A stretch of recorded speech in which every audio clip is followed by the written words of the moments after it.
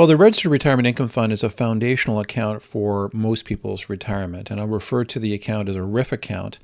And I was prompted to produce this video because I was having lunch with a long-term client the other day, and she had just turned 90, and she had the look of concern on her face as it related to her RRIF account specifically. And what she said to me was, I don't know how I'm going to plan for or deal with this deregistration. I've got this money that's going to have to come out of my RRIF account. I'm turning 90 and it's going to trigger a lot of taxable income.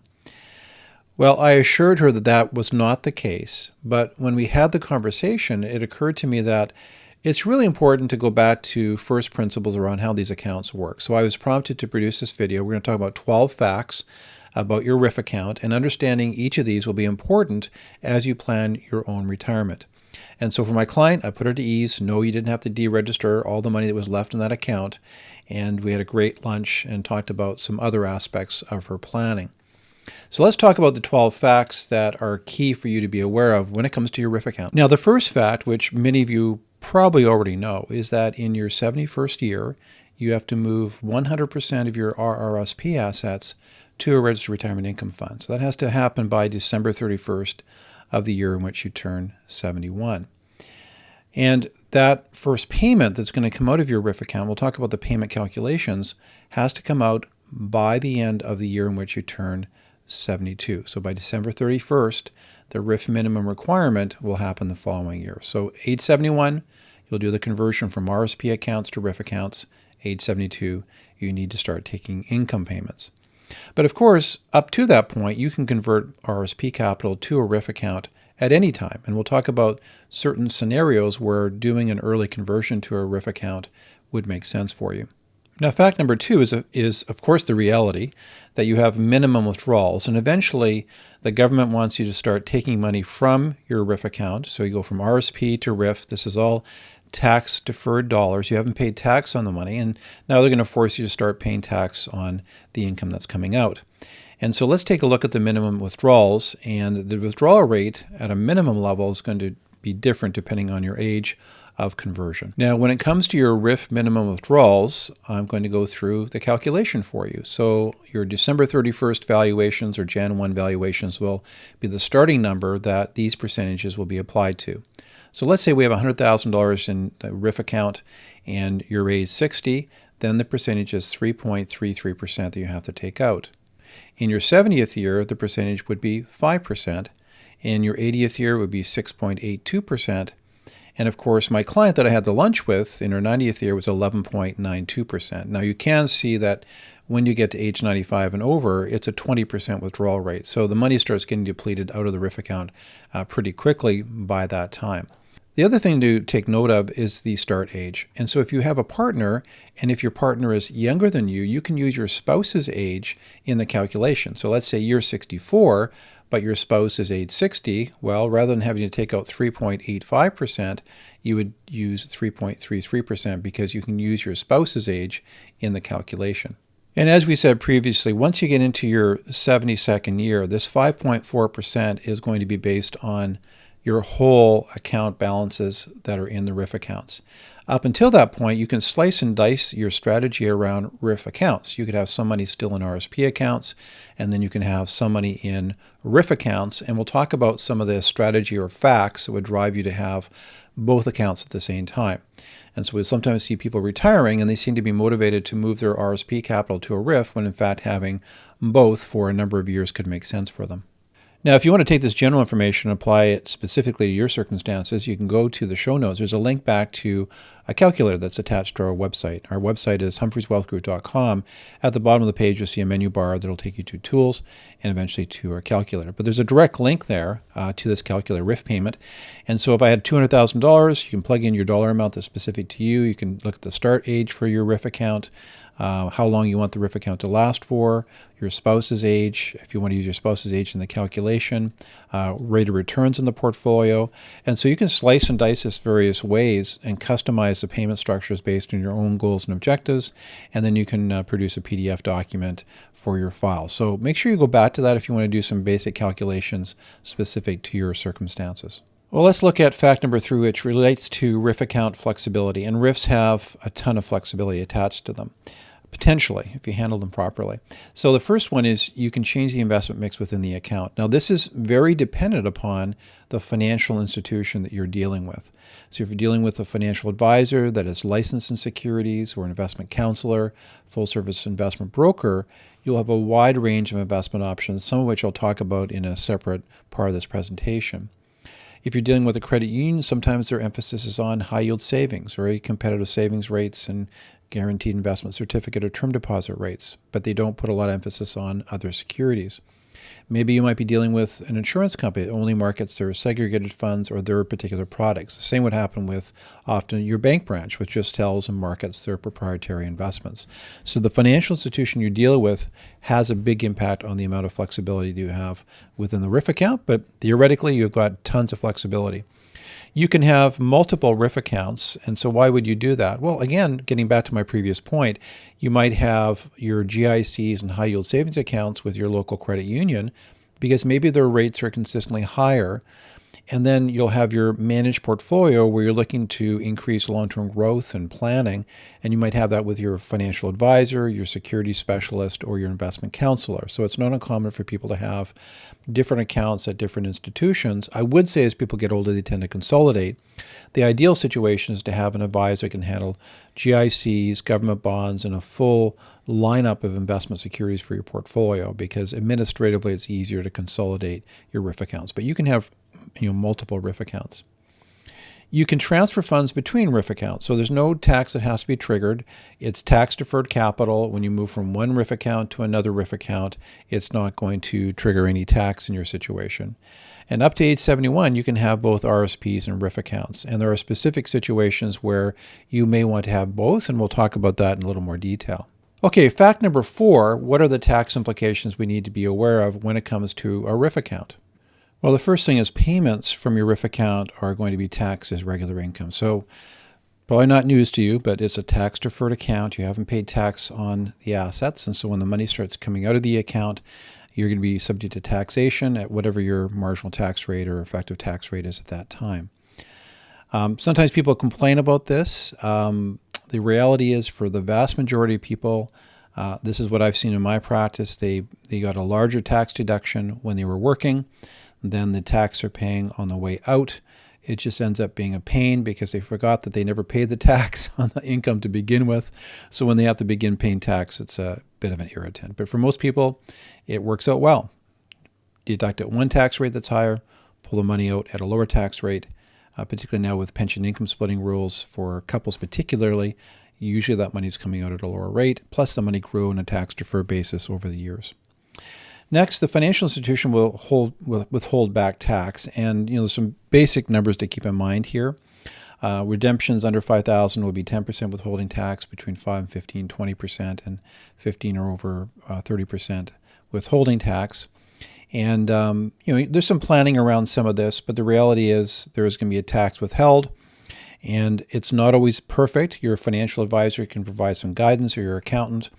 But sometimes what happens is there's more tax that might be owed when you file your T1 general. So it's a good idea that before you make a redemption from a tax-deferred account, that you do some calculations on the amount of taxes due, so that whatever is held back at source by the institution, at tax time, you're not looking at cutting some large checks. Now, there is a rule of thumb. Sometimes people will try to minimize withholding at source, so they keep the money longer and make money on the money, as opposed to giving CRA more money than is necessary, and that's certainly a good strategy to be aware of. And then you'll get a T-slip. So at the end of the year, into the first part of the following year before tax filing season, you'll get a T-slip from the financial institution showing your gross payments from the RRIF account and any tax that was withheld, so you can file your tax return. And those are some of the key tax implications from a basic tax standpoint. We'll talk about some tax planning in a second. Now, the next area is fact number 5, investment options. And again, like I said before, the RRIF account provides a lot of options. So it depends on the financial institution that you're dealing with. So I talked about that before. If you want maximum flexibility, you need to be dealing with an investment dealer or financial advisor that's licensed to give you that maximum flexibility. You should be able to, on your account, ideally, be able to buy stocks, individual stocks, bonds, GICs, ETF savings accounts as an example, private equity investments. A lot of different investment options are available to you. Even things like GICs, on our platform, we broker them. So we can actually shop the market with many, many different companies and see what rates are best, as opposed to a client going to their credit union or bank particularly and being capped to that one bank. We think it's more ideal to be able to broker those investments through your one account. And that sometimes leads to better rates, or sometimes people just want to spread the money around from a CDIC insurance standpoint. Now, that's great. That's all well and good that you've got lots of investment flexibility, but ultimately your mix of investments should be determined by your risk tolerance, what kind of return objectives you have for your portfolio. I would say that these decisions should not be made in a vacuum. You should have a retirement income plan. The retirement income plan is going to help define how much financial risk is appropriate for you, what returns you need to aspire to. That plan, and again, there's a link back to our website where you can find out how you can get a complimentary retirement snapshot. And that process is really critical in portfolio design. Time frame has a big impact on portfolio design. And then, of course, how much income? What's the income and liquidity need from your investment portfolio? All these things are important drivers of the security mix for your RRIF account. Now, Fact 6 ties into RRIF beneficiaries and really the topic of estate planning. Now, this can be a lot of content on its own. I'm just going to hit the high points on this particular category. So when you look at RRIF beneficiaries, if you are married, you have a partner, they can be named as a beneficiary, and the assets upon your death can be transferred tax deferred to the surviving spouse or partner. So no tax has to be triggered at that point. And so in a first to die scenario, almost always tax is deferred to the surviving spouse. For other beneficiaries, the assets are taxable and are counted as income in the year of death tax filing. So again, what happens typically is on death, there'll be a tax liability attached. If there's no spouse or partner, there's no ability to defer the tax. The executor will be responsible to calculate tax withholding, get a clearance certificate from CRA before they can release the monies. And so there is a bit of a quirk in the system in that financial institutions on a death are not required to automatically withhold back tax. So you theoretically can transfer money to other beneficiaries, and yet the money gets released, and then later on the executor calculates the tax cost, has released the money, and there's tax due. So we always say to folks, make sure you understand the tax implications, set aside money for those taxes, don't release any money. If there's existing beneficiaries on a RRIF account that you cannot defer the tax on, other than a spouse or partner as an example, you could create some problems. So if I release money to the beneficiaries, but there's tax due, now the executor is in a little bit of a pickle because they have these taxes that have to be paid, but they've released the money. Our recommendation in many situations where, there's not super tight relationships in the family is to have, in a situation where there's a last to die scenario, sometimes it makes sense to have the money go to the estate, be administered by the will instructions. The executor then can basically grab all the assets, get them all noted and documented, calculate the tax costs, get the tax costs looked after, and then when all those details are looked after, send the money to the beneficiaries once the tax is paid. When you go with the beneficiary designation, that can create some issues because, like I said, assets might get released before taxes are looked after. That's very long-winded, but it's a really critical area, and we'll have some links to some other videos that deal with this topic. If there is a listed beneficiary, the assets pass directly and are not subject to the probate process. Now, that's one of the big advantages of having listed beneficiaries, whether it's a spouse or partner or another family member or an individual who's listed beneficiary. You don't have to go through the probate process. It's very quick administratively. It doesn't take very long. Like I said, there can be some downsides administratively downstream if things like tax costs haven't been handled properly. So again, just to maybe put too much emphasis on this, your executor has a very large responsibility. Last to die scenario, there's complications, much of which is often tax, maybe other creditors.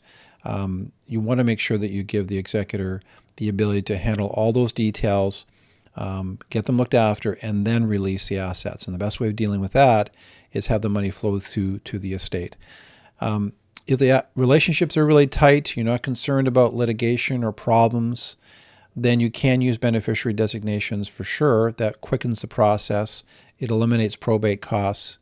You just need to make sure there's very clear communication between the beneficiaries and the executor around potential costs from the estate that have to be paid at some point. And this last point is when can it make sense to pass assets to the estate and distribute them as per the will instructions? So I've just alluded to that. So again, just to underscore, it's a much more structured process when it comes to tax payments. Obviously, if there's minor beneficiaries, you want the assets normally to go through the estate and trust set up for them. There could be donations, charitable gifts, that kind of thing. You want to make sure the assets go to the estate so that the proper distribution and tax benefits can be garnered by the estate. So there are situations for sure where having the assets go directly to the estate as opposed to a beneficiary would be the preferable option. And that's why you want to sit down with your financial planner, your accountant, and lawyer to kind of map out the best strategy for your circumstances. Well, fact number 7 is the topic of early withdrawals. So let's take a look at that in a little bit of detail. So first of all, you can transfer RSP capital to a RRIF at any age and take income from a RRIF at any age. Now, obviously, on-the-ground reality will dictate what makes most sense. And so usually people don't do anything until they are seriously contemplating retirement, and that will be a catalyst for maybe looking at moving some RSP capital to a RRIF account. That's usually the trigger point. Qualifying income for the pension income tax credit, that's a $2,000 of qualified pension income. A RRIF payment does qualify. You've got to be at least age 65 to qualify for the credit. So even if you didn't need income, you wanted to defer income, you'd probably want to at least take $2,000 out of the RRIF account to qualify for this tax credit, and that could be a reason for a withdrawal that might happen earlier than you want to. RSP RRIF meltdown strategy to reduce the long-term tax bill. There are lots of videos on YouTube on this topic. It sometimes can make great sense for many people. You do want to run the numbers. It is situationally specific. So you can look at these videos and go, that sounds like an awesome strategy, but you want to run the numbers. So again, there's a link back to our website if you can find out how you can start a conversation so you can get clarity on this specific strategy for your circumstances. And then the last strategy relates to RSP RRIF to TFSA transfers. And sometimes people go, really? Does it make sense to pull money out of a tax-deferred account, pay the tax to push it into the TFSA, which was growing tax-free? And often it can make sense. There's a bit of a crossover point, so it's not an immediate payback, but often if you see clients who are going to be at the same marginal tax rate on a RRIF withdrawal or RSP withdrawal for many years to come, and you can see that very clearly when we do financial forecasts with some clients, then if you're going to pay 25% marginal rate or 33% on the RSP RRIF withdrawal anyway, why not pull the money out, pay the 33% tax, and then push that money into a TFSA where now the money's growing tax-free instead of on a tax-deferred basis. So these are all potential reasons for early withdrawals. You might have others, but this is to sort of get you thinking about the potentialities around withdrawal strategies. Okay, fact number 8 relates to your RRIF withdrawals and government benefits. So if you take a look at it, 2 areas to be aware of. Obviously, the old age security clawback. When you do a projection for a client, often we'll see people have other pensions and then they've deferred taking money from their RSP RRIF accounts, and then they have a buildup of income, and lo and behold, they're starting to give back some of their old age security benefit through clawback. So the value of looking into the future is you can forecast whether that will be your situation, and then you can put in some strategies potentially that would reduce the impact of clawback. Again, we just talked about it, pension credit at 65. You want to make sure that you're taking advantage of that if you don't have other qualifying pensions. Now, fact 9 deals with spousal RRIF accounts.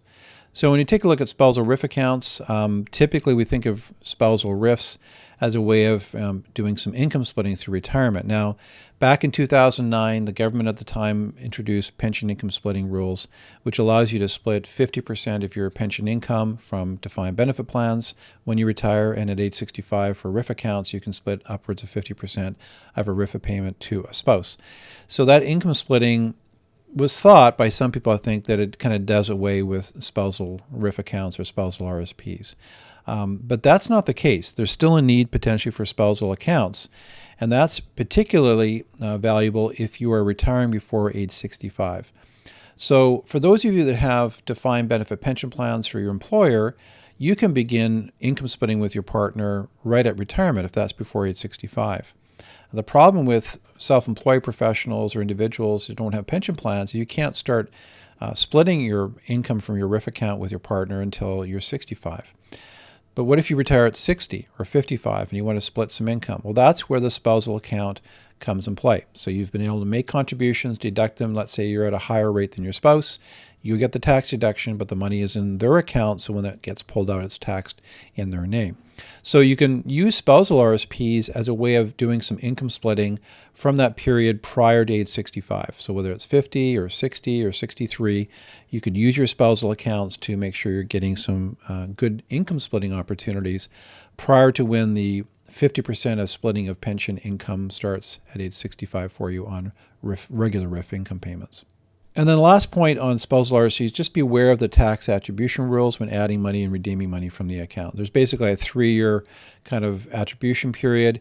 So if you're adding money to a spousal RSP account and you've begun withdrawing money within the 3 years of that contribution, that income is going to get attributed back to you for tax purposes. So it's just something to be aware of. I think most people are aware that that's a provision within the tax code, but you just want to be careful when you start taking money from those accounts. Take a look at that RRIF structure. Sometimes it makes sense to just stop making contributions to the spousal RSP prior to your retirement. Might be that 3-year window, particularly if your spouse doesn't have any retirement benefits that can be used in that first 3 years of retirement. So it's just a planning point to be aware of. Now let's look at fact 10, RRIF collapse requirements. And this is sort of what my client thought would happen when she hit her age 90. And of course, that's not the case. So unlike an RSP account, there's no requirement to collapse or close your RRIF account at any age. Now, the practical reality is this. If you're age 87 or 90 or 92, the RRIF payments that are required to come out of that account are getting so high that likely the account will run out of money. I mean, most of the money will get paid out of the RRIF account, by age 95 or 96 or 97. So there probably won't be a lot left in the account by that time. But technically speaking, there's no collapsing date for a registered retirement income fund. So fact number 11, RRIF transfers. Now, we already talked about this a little bit at the beginning of the presentation, so I'll just, again, cover it very quickly. You can have multiple RRIF accounts. You can transfer between RRIF accounts. There's no requirement that, once you set the account up, you're sort of locked in. You've got lots of flexibility. You do want to take a look at the contract provisions with the institution you're dealing with, and also take a look at the investments you're using. There's really no excuse these days to have investments that have back-end loads or fees or costs to move out, but you just want to ask the question, if I do transfer, what are the fees and costs? Will you be, as a firm, reimburse me for that? Those are obviously good questions to ask, but technically speaking, there's no restrictions around transfers between different RRIF accounts. And that's really important because often people begin consolidating their RRIF accounts as they get older to reduce the administration attached to those RRIF accounts. One last point when it comes to transfers, ideally when you transfer from one institution with your RRIF account to another, you don't want to have to liquidate the securities and transfer cash. Why wouldn't you want to do that? Well, there could be investments in that portfolio. There are excellent investments that should not be liquidated. Maybe you have an investment that has gone through a tough time, but there's an expectation it's going to rebound. You don't want to miss that rebound. So ideally, you want to transfer the existing assets that you have, where it makes sense, to the new platform. If that platform is requiring that you liquidate all your securities and there's no nuance to the transfer, it's just a blunt sale, convert to cash, transfer the cash, that should send up some red flags for you. It may be, in fact, the case that a cash redemption in your portfolio does make sense. But if the institution you're transferring to does not have a robust platform that allows you to hold all eligible RRIF account investments, and they're liquidating your portfolio, recommending you do that, just stop, think through the implications of that. Does that make the most sense in your circumstances? So it's just something to be careful about. It's just one of those issues where you see people making expedient decisions that could actually hurt them in the medium to long term because they sold investments at a bad time. Okay, we got to finally fact number 12, in-kind withdrawals. What are we talking about here? So if you're a seasoned investor, you know exactly what I'm talking about, but let me just go through it if you're not familiar with doing in-kind withdrawals. So let's say you're in a situation where you have a requirement to take money out of the RRIF account, but you really like investments that you have and you want to limit the sale of the securities because you're in love with them. You think they're great investments to hold.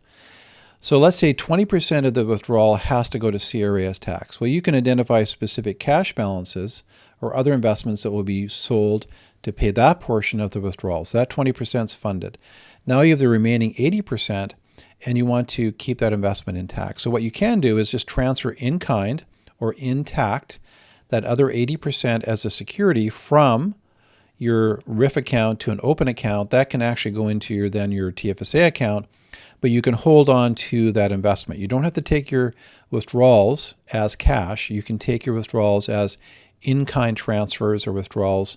That asset then just moves to your open account, and that could be used to even fund your TFSA contributions as an example. So it's something to keep in mind when it comes to withdrawal strategies. Well, that summarizes 12 facts about the RRIF account. I hope that that's helpful for you. You probably know most of these, but maybe there are a few there that you hadn't thought about before, or it's new information or information that you had forgotten. So again, hopefully that was helpful. Again, if you want to find out how you can get a complimentary snap review of your retirement income planning, there's a link back to our website that explains that in more detail. As well, there's a link back to our calculator and links to other videos on this topic. Anyway, wishing you all the best in your retirement and overall wealth planning journey. You take care. Bye-bye.